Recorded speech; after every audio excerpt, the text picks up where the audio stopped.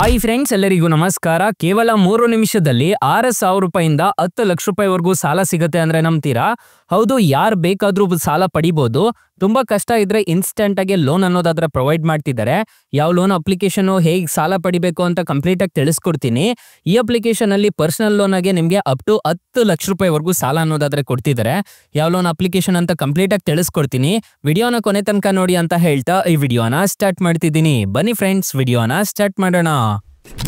Friends, ಅದಕ್ಕೂ ಮೊದಲು ನೀವೇನೋ ನಮ್ಮ ಚಾನೆಲ್ನ ಸಬ್ಸ್ಕ್ರೈಬ್ ಮಾಡ್ಕೊಂಡಿಲ್ಲ ಅನ್ನೋದಾದ್ರೆ ದಯವಿಟ್ಟು ನಮ್ಮ ಚಾನೆಲ್ನ ಸಬ್ಸ್ಕ್ರೈಬ್ ಅನ್ನೋದು ಮಾಡ್ಕೊಳ್ಳಿ. ಹಾಗೆ ಪಕ್ಕದಲ್ಲಿ ಕಾಣುವ ಬೆಲ್ ಐಕನ್ನ ಪ್ರೆಸ್ ಮಾಡಿ.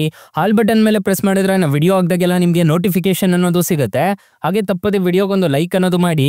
ಇಲ್ಲಿ ಕಮೆಂಟ್ ಬಾಕ್ಸ್ ಅಲ್ಲಿ ಸೂಪರ್ ವಿಡಿಯೋ ಅಂತ ಕಮೆಂಟ್ ಮಾಡಿ ಸೆಂಡ್ ಮಾಡಿ ಫ್ರೆಂಡ್ಸ್. ಮೊದಲಿಗೆ ಅಪ್ಲಿಕೇಶನ್ ಓಪನ್ ಮಾಡಿದ್ರೆ ನಿಮಗೆ ಈ ತರ ಇಂಟರ್ಫೇಸ್ ಅನ್ನೋದಾದ್ರೆ ಕಾಣಿಸುತ್ತೆ.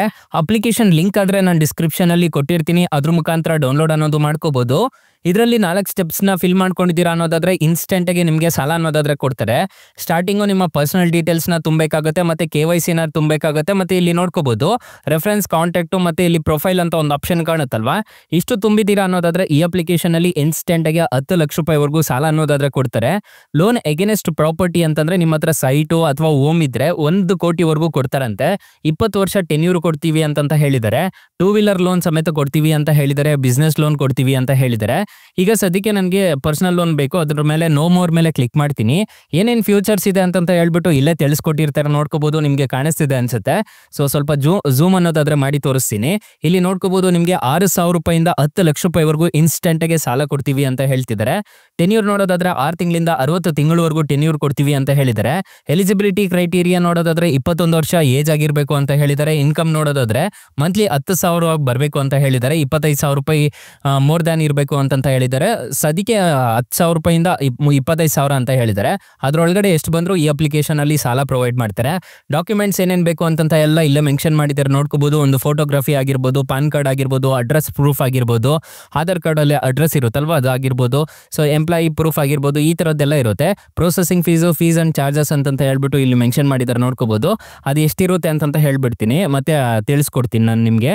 ಇಲ್ಲಿ ಅಪ್ಲಿಕೇಶನ್ ರಿಕ್ವೈರ್ಮೆಂಟ್ ಏನೇನ್ ಬೇಕು ಅಂತ ಕೇಳಿದರೆ mobile number, email address, first name, last name, date of birth, gender, mail female ಅಂತ ಕೊಡಬೇಕಾಗುತ್ತೆ.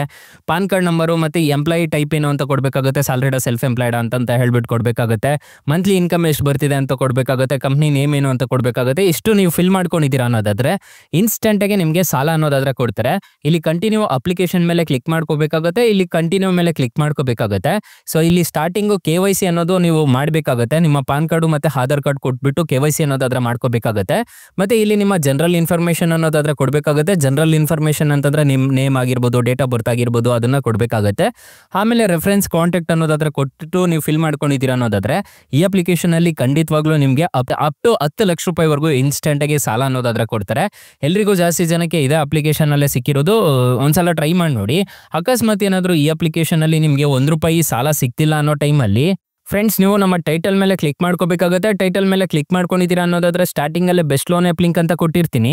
ಈ ಅಪ್ಲಿಕೇಶನ್ಗೆ ರಿಜಿಸ್ಟರ್ ಆದ್ರೆ ಸಾಕು, ಇನ್ಸ್ಟೆಂಟ್ ಆಗಿ ನಿಮಗೆ ಅಪ್ ಟು 2 ಲಕ್ಷ ರೂಪಾಯಿವರೆಗೂ ಸಾಲ ಕೊಡ್ತಾರೆ. ಕೆಳಗಡೆ ಬ್ರಾಂಚ್ ಲೋನ್ ಆ್ಯಪ್ ಲಿಂಕ್ ಅಂತ ಇನ್ನೊಂದು ಕೊಟ್ಟಿರ್ತೀನಿ, ಇದರಲ್ಲೂ ಅಷ್ಟೇ ನಿಮಗೆ ಅಪ್ ಟು 2 ಲಕ್ಷ ರೂಪಾಯಿವರೆಗೂ ಸಾಲ ಕೊಡ್ತಾರೆ.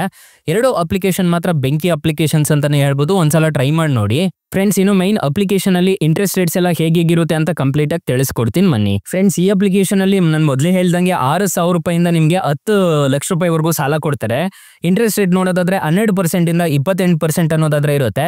ಟೆನ್ಯೂರ್ ನೋಡೋದಾದ್ರೆ 6 ತಿಂಗಳಿಂದ 60 ತಿಂಗಳವರೆಗೂ ಟೆನ್ಯೂರ್ ಅನ್ನೋದಾದ್ರೆ ಕೊಡ್ತಾರೆ. ಇದರಲ್ಲಿ ನಿಮಗೆ ಎಷ್ಟು ತಗೊಂಡ್ರೆ ಎಷ್ಟೆಷ್ಟು ಬೀಳುತ್ತೆ ಅಂತ ಹೇಳ್ಬಿಟ್ಟು ಕ್ಲೀನ್ ಆಗಿ ಕಂಪ್ಲೀಟ್ ಆಗಿ ತಿಳಿಸ್ಕೊಡ್ತೀನಿ, ನೋಡ್ಕೊಳ್ಳಿ.